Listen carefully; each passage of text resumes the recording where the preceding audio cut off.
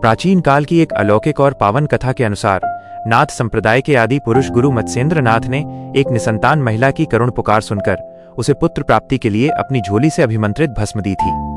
किंतु लोग भय और पड़ोसियों के बहकावे में आकर उस महिला ने वो भस्म खाने के बजाय एक गोबर के गड्ढे में फेंक दी।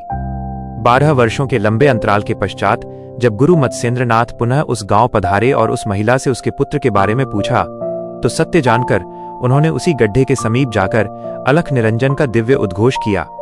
गुरु की वाणी सुनते ही उस ढेर से 12 वर्ष का एक परम तेजस्वी और कांतिवान बालक प्रकट हुआ। गोबर में रक्षित होने के कारण गुरु ने उसका नाम गोरखनाथ रखा, जो आगे चलकर सिद्धों के सिद्ध और हठयोग के प्रवर्तक महायोगी बने। जैसे जैसे समय का चक्र आगे बढ़ा, गोरखनाथ अपने गुरु की छत्रछाया में योग की पराकाष्ठा पर पहुंचे, लेकिन नियति ने उनकी गुरु भक्ति की कठिन परीक्षा ली।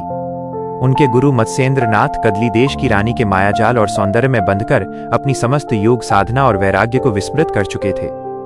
वे राजसी भोग विलास के गहरे अंधकार में डूबकर अपना वास्तविक स्वरूप भूल गए थे। जब गोरखनाथ को यह ज्ञात हुआ तो वे अपने गुरु को इस पतन से उबारने के लिए एक नर्तक का भेष धारण कर उस स्त्री प्रधान राज्य में पहुंचे।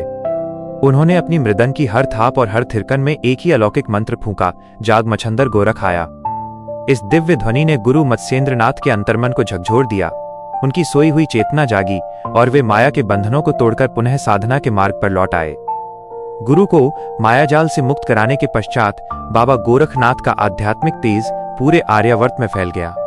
इसी यात्रा के दौरान उनकी भेंट उज्जैन के महान चक्रवर्ती सम्राट राजा भर्तृहरि से हुई, जो अपनी प्रिय रानी पिंगला की मृत्यु के शोक में श्मशान में बैठकर पागलों की भांति विलाप कर रहे थे। बाबा गोरखनाथ ने उन्हें जीवन की नश्वरता का ज्ञान देने के लिए अपनी मिट्टी की सुराही तोड़ दी और उसके लिए रोने की लीला रची।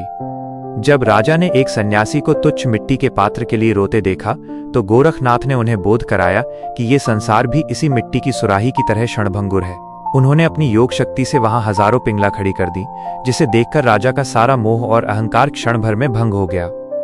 अंत में बाबा गोरखनाथ ने राजा भर्तृहरि की वैराग्य परीक्षा ली और उन्हें आदेश दिया कि वे अपने ही राजमहल के द्वार पर जाकर अपनी पत्नी रानी पिंगला को माता संबोधित करते हुए भिक्षा मांग कर लाएं।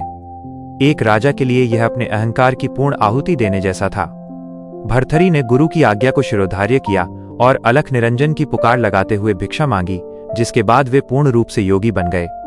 इस प्रकार बाबा गोरखनाथ ने अपने चमत्कारी जन्म, अडिग गुरु भक्ति और राजाओं को योग मार्ग पर लाने की अद्भुत लीलाओं से नाथ संप्रदाय की पताका पूरे विश्व में फहराई और धर्म की रक्षा की।